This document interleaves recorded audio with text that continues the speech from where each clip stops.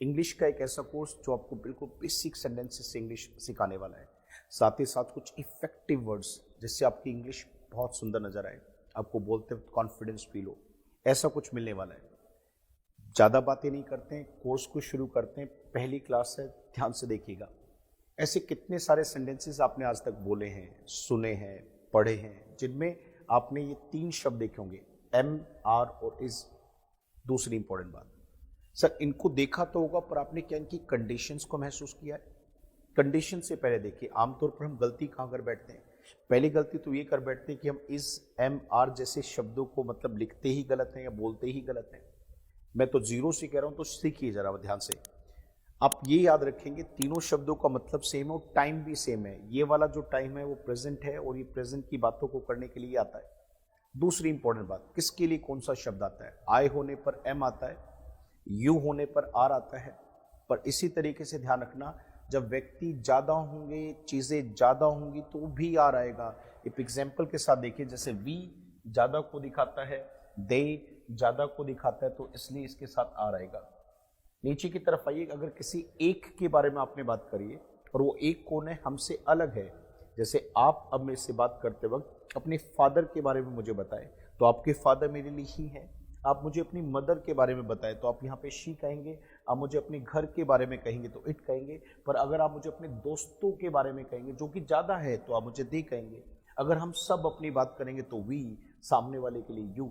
सबसे पहले से फेमिलियर होना पड़ेगा।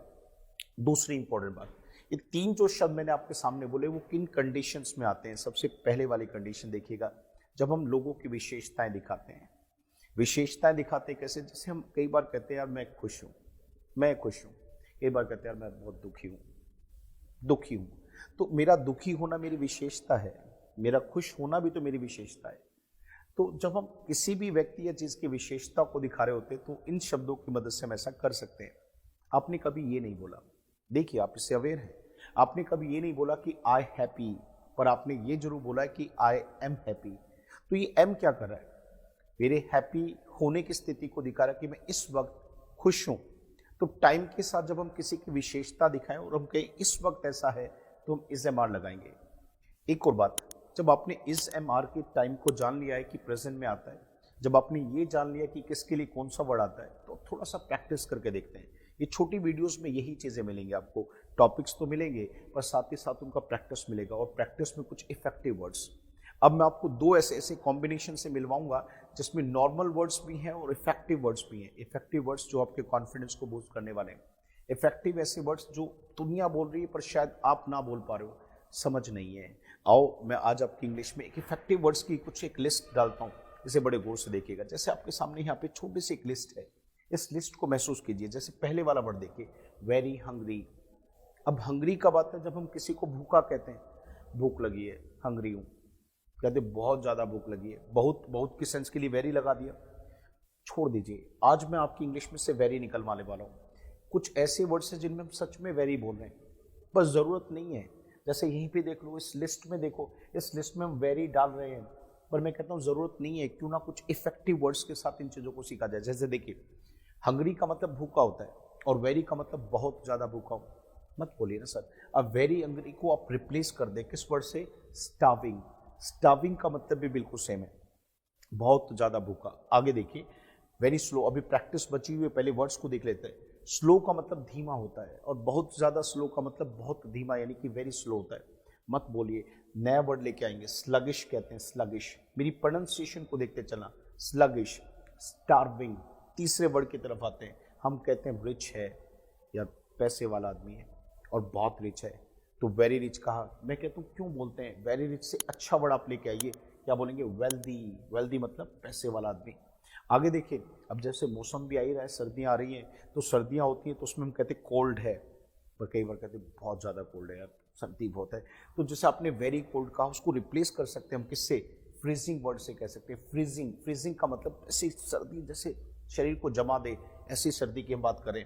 बैड माने बुरा होता है, हम कहते हैं कई बार बहुत बुरा है यार, टेस्ट बहुत बुरा है ना, टेस्ट बहुत बुरा है। तो मेरा अनुभव बहुत बुरा था, अनुभव बहुत बुरा है। तो बुरा मतलब बहुत बुरा, बहुत का मतलब वेरी, वेरी मतलब वेरी बैड। रिप्लेस करते हैं, ऑफुल से रिप्लेस करते हैं। ऑफुल का मतलब भी बहुत बुरा होता है। आगे देखिए, कई बार हम किसी को सुंदर कहते हैं, किसी फीमेल को सुंदर कहते हैं, तो कहते हैं ब्यूटीफुल। फिर हम कहते हैं बहुत सुंदर है, वेरी ब्यूटीफुल। रिप्लेस कर देते हैं गॉर्जियस बोलिए।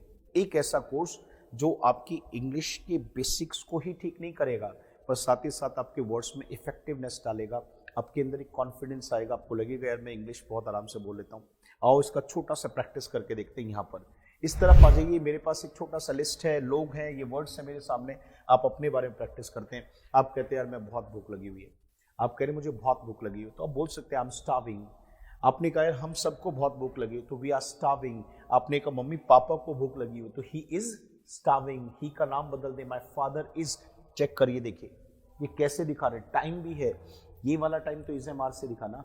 तो इन विशेषताओं को लेकर आते हैं। स्लगिश का मतलब बहुत सुस्त होता है। मैंने कहा यार आप बड़े सुस्त आदमी हैं, आप बहुत धीमे हैं, आप कामों को कैसे करते हैं, बहुत धीमे तरीके से करते हैं, मतलब आप में वो एनर्जी नहीं दिखाई देता, तो उसका मतलब स्लगिश हो गए हैं। तो मैं बोलूंगा यू, और यू के साथ विशेषता जोड़ रहे हैं ना, इस समय में विशेषता जोड़ रहे हैं, तो यू की विशेषता किससे आई, आर से आई। तो मैंने क्या बोला, you are sluggish, you are sluggish. जैसे मैंने कहा शी जो मेरी सिस्टर है सच्ची, वो तो मतलब क्या कहूँ, उससे तो कोई काम ठीक से होता भी नहीं, और इतनी सोचता है कि काम को जो 5 मिनट का काम है 10-10 मिनट लगा देती है, बड़ी सोचता है। तो हमने कहा शी, और शी के बाद हमने कहा इज, आर नहीं लगेगा, शी हमसे अलग कोई एक है तो इज आएगा, तो शी इज स्लगिश। आगे देखिए पैसे वाला, पैसे वाले को वेल्दी कहते हैं। जैसे हमने कहा अंबानीज, अब अंबानीज का मतलब वो अंबानी के परिवार वाले लोग हैं, तो वे जो लोग हैं वे सब एक नहीं, वे सब क्या है, they are wealthy, they are wealthy. अगर मान लो आप पैसे वाले हैं, अच्छी इंग्लिश होगी, अच्छी जॉब होगी, पैसा आएगा, आप बोलेंगे आई एम वेल्दी, पैसे वाला आदमी हूँ। हमने कहा आप हैं, यू आर वेल्दी, वो लड़का है, he is wealthy, my brother is wealthy, my sister is wealthy, they are wealthy. They मतलब माई फ्रेंड्स, फ्रेंड्स तो ज्यादा हो गए ना, तो माई फ्रेंड्स आर वेल्दी। एक वर्ड फिर देखते हैं, फ्रीजिंग। मैंने कहा अब ये मत कह देना आई एम फ्रीजिंग, ये तो बड़ा गलत सेंटेंस हो जाएगा। हाँ, वेदर को तो कह सकते हैं ना, तो वेदर हमारे लिए क्या हो गया, इट हो गया, तो हम क्या बोलेंगे, it is freezing today, it's freezing today. It is को छोटा बोल दीजिए, छोटा कर दीजिए, इट्स बोल देंगे, इट्स फ्रीजिंग टुडे। इट का मतलब वो वेदर है। आप ये भी कह सकते हैं the weather is freezing today, the weather is freezing today. तो इसका मतलब क्या है कि वेदर कैसा, बड़ा ठंडा है। ऑफुल का मतलब बहुत बेकार, बहुत बेकार। मैंने कहा टेस्ट जो है ना बहुत बेकार है, तो आपने क्या बोला, the taste is awful. The taste, जैसे रामदेव वाला आपने देखा ना एलोवेरा, वो रस उसका आता है, बड़ा गंदा टेस्ट है। तो कोई भी ऐसी चीज जिसका टेस्ट बहुत बहुत बहुत बहुत बेकार है, तो आप उसे कह सकते हैं ऑफुल है। तो द टेस्ट इज ऑफुल, यानी कि इट इज ऑफुल, इट मतलब taste, the taste is awful. आगे देखिएगा, आपने कहा गॉर्जियस, आपने कहा शी इज, आपने बोला शी इज वेरी ब्यूटीफुल मत बोलिए। आपने कहा ना वेरी ब्यूटीफुल को किससे हमने रिप्लेस किया, गॉर्जियस से, तो शी इज वेरी गॉर्जियस नहीं, शी इज गॉर्जियस, क्योंकि वेरी की फीलिंग तो उसके अंदर पहले से आ चुकी है, जरूरत भी नहीं है, तो शी इज गॉर्जियस कहिए। ये कोर्स को फॉलो करना है, मेरे पेज पे आप आ जाइए, मेरे यूट्यूब के चैनल पर आप आ जाइए। अब ऐसी ऐसी वीडियोस आपको हफ्ते में कई मिलने वाली हैं। इन वीडियो से क्या होगा कि आपकी इंग्लिश में जान आ जाएगी, बेसिक्स अच्छे होंगे, कंसेप्ट निकल के आएंगे, कॉन्फिडेंस निकल के आएगा, और वर्ड्स का एक अच्छा समझ बनेगा। मैंने फिर रिपीट करके कहना, इफेक्टिव वर्ड्स। अगर आप सच में तलाश है कि मेरे इफेक्टिव वर्ड्स होने चाहिए, तो देखिए इस कोर्स को अपने घर में बच्चों को दिखाइए, इस कोर्स को अपने घर में सब लोगों को दिखाइए, खुद देखिए, अपने दोस्तों में फैला दीजिए। ऐसे कहते हैं ना, कहते आग लगा दो। एक ऐसा कोर्स है जिसमें मतलब बहुत मजा आने वाला है। ये तो हमने एक मतलब लैंग्वेज को लेकर ना एक युद्ध स्तर पर काम करना है। अब लैंग्वेज ऐसी होगी कि मतलब इससे डर नहीं लगेगा। सोच के देखिए, अंग्रेजों के यहाँ पे बच्चे, छोटे छोटे बच्चे इंग्लिश बोल रहे हैं, हम क्यों नहीं बोल पा रहे, शायद हम इसको समझ नहीं रहे हैं। तो समझाने के लिए मैं आ गया हूँ, समझने के लिए आप तैयार हो जाओ। चलो शुरू करते हैं एक बेहतरीन कोर्स के साथ अपने एक नए सफर को। एक एक लेक्चर बोलता रहूंगा। हाँ, पेज से जुड़े रहना, क्योंकि नया लेक्चर आते ही मिस नहीं होना चाहिए। चैनल से जुड़ जाना, नया लेक्चर आते ही मिस नहीं होना चाहिए। नोटिफिकेशन का बटन ऑन कर लेना, क्योंकि ये कोर्स नहीं किया तो फिर कुछ नहीं किया। तो अब घर बैठे इंग्लिश सीखिए, फोन पर इंग्लिश सीखिए, और इसको शेयर करते रहना, एंजॉय करते रहना। मिलते रहेंगे अगली वीडियो के साथ, जल्द ही मिलूंगा, इसलिए तैयार रहना। नोटिफिकेशन का बटन दबाना मत भूलना, तभी तो पता चलेगा कि एक और नया बेसिक का एक आ गया है। इफेक्टिव वर्ड्स और ग्रामर के बेसिक से कंसेप्ट को शुरू करते हैं। धन्यवाद। Thanks for watching. Thank you.